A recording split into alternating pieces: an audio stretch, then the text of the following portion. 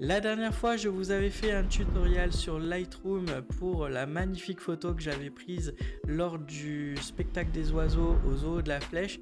Il s'agissait d'une chouette totalement magnifique posée sur sa branche. On avait donc amélioré cette photo-là.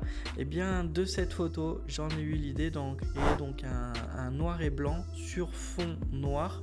Donc j'espère que l'effet vous intéressera et vous plaira aussi. Donc d'ailleurs, n'hésitez pas à me lâcher votre commentaire et à liker et à partager cette vidéo et à vous abonner si ce n'est pas déjà fait, car pour moi c'est important maintenant que j'ai repris les vidéos et tout. Donc je compte sur vous pour me donner cet élan là. Voilà, je ferme cette parenthèse et j'espère en tout cas que ça va vous plaire jusqu'au bout, et je vous donne donc rendez-vous maintenant pour ce nouveau tuto. C'est parti. Alors, on se retrouve donc avec notre magnifique photo de la chouette qu'on a modifiée précédemment. On avait amélioré l'exposition et tout sur Lightroom. Là, maintenant, on se retrouve donc sur Photoshop. Parce que mon idée, en fait, c'était de mettre ma chouette avec un arrière-plan entièrement noir et de rendre ma chouette avec son support, là, sa branche, en noir et blanc.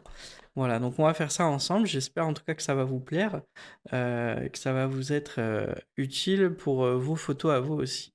Donc c'est un projet qu'on peut faire beaucoup sur des photos prises des animaux, parce que bien souvent quand on les prend en zoo et tout, ben, l'arrière-plan n'est pas forcément très très bien.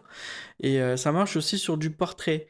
Donc vraiment, on peut faire ça pour plein de projets et je trouve ça super.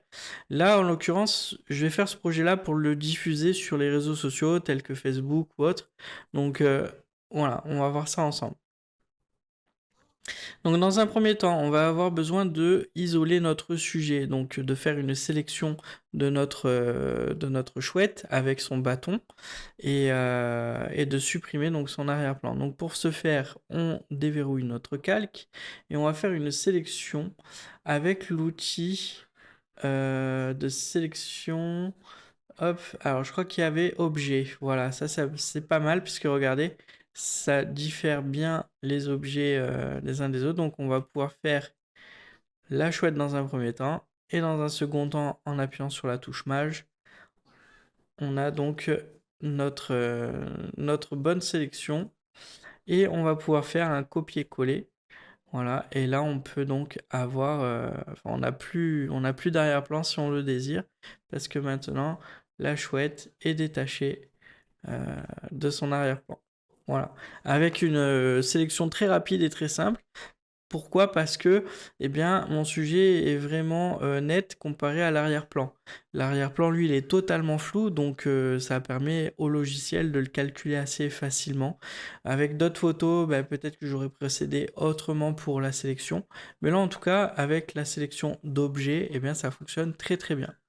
Donc là, l'idée, ça va être de réduire notre travail, notre plan de travail, parce que là, je suis donc en photo d'origine, donc je suis en 6000 par 4000 de résolution, et nous, on a besoin de bien plus petit.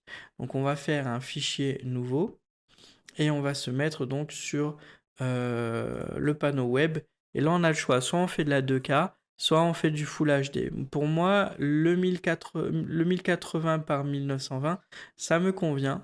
Donc je prends cette résolution-là, j'enlève le plan de travail, je mets une résolution à 300 et je mets un fond noir. Voilà, puisqu'on veut travailler sur du fond noir. Et je le renomme, je mets fond noir de la chouette. Voilà. Donc voilà ce qui me crée. Donc c'est parti. On a notre plan de travail, donc du coup, et ce qu'on va pouvoir faire, c'est de faire un copier-coller de notre sujet sur notre plan de travail qu'on a créé.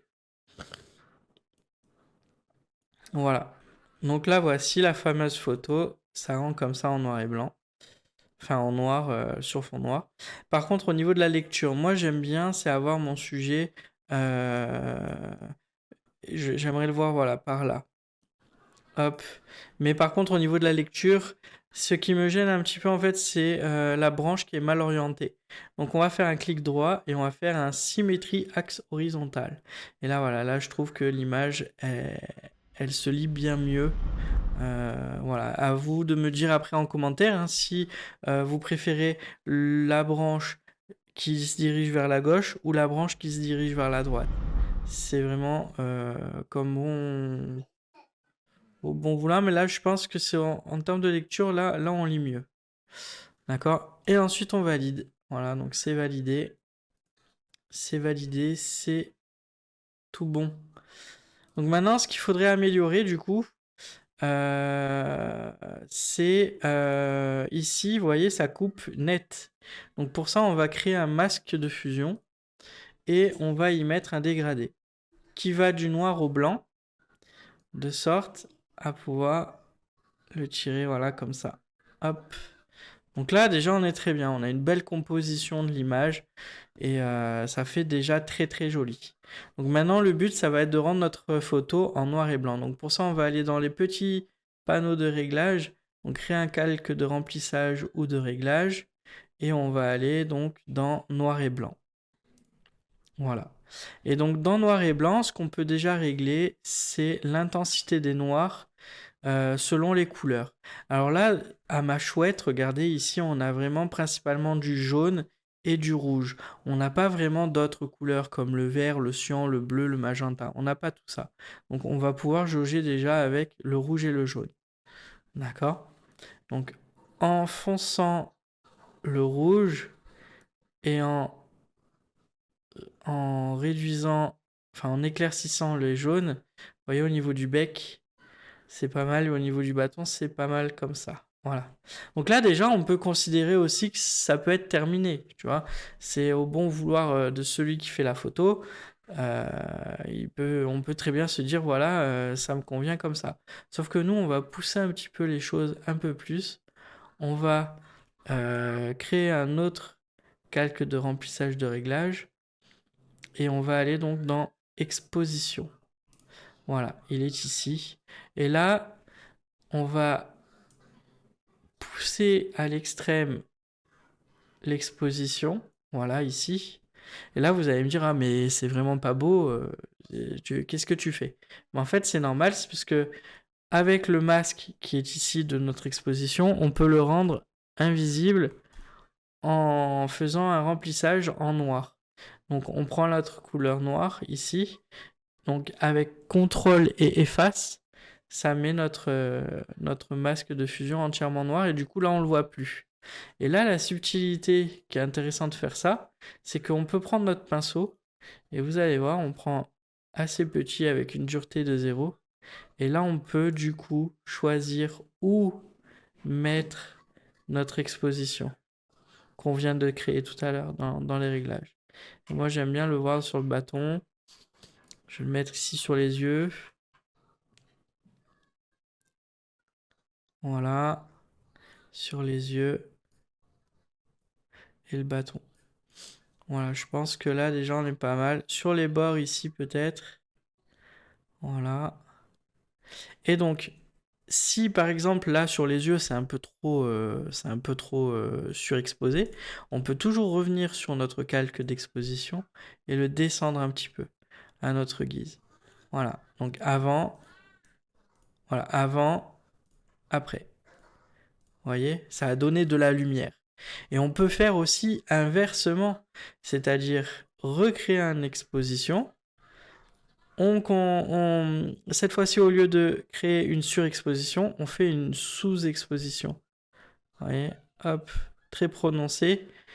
Et donc de là, pareil, on efface notre masque de fusion en le rendant totalement noir. On reprend notre pinceau. Et là, on peut choisir où rendre les zones plus sombres. Vous voyez? Donc là, si je décide de le mettre ici, voilà, un petit peu là, on va le pousser un peu plus ici. On va le pousser un peu là, un peu ici. Et ça fait qu'on donne du relief à notre sujet. Voilà, on donne du relief. Avec la touche X, on rend l'inverse. Au lieu du noir, on a du blanc, donc on peut effacer en fait ce qu'on est en train de faire. Voilà. D'accord. Là, ouais, je peux essayer de créer une petite moustache. On va pas faire ça. Là, déjà, je trouve vraiment que c'est pas mal. Ah, je sais pas pourquoi j'ai ma touche X qui bug. Faut que je reste un petit peu appuyé dessus. Je sais pas pourquoi. Jamais il m'a fait ça de la vie, le truc.